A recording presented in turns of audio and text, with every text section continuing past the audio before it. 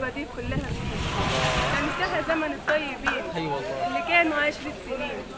دول يا قلبي خلوا عننا، كانوا عشنا وملحنا. دول لو كانوا مننا ما يسيبوناش لوحدنا. قلبي الطيب كان قريب ايام ما كنت معاه، ولما الدنيا غيرته مش غير من جواه. جايين دلوقتي ليه؟ عايزين مننا ايه؟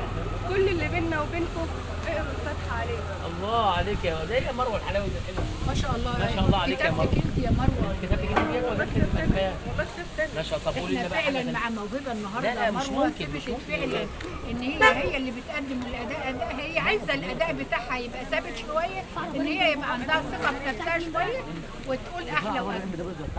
يعني هو حلوين يعني. حلوين، بس انت عندك عايزه ثقه متمكنه.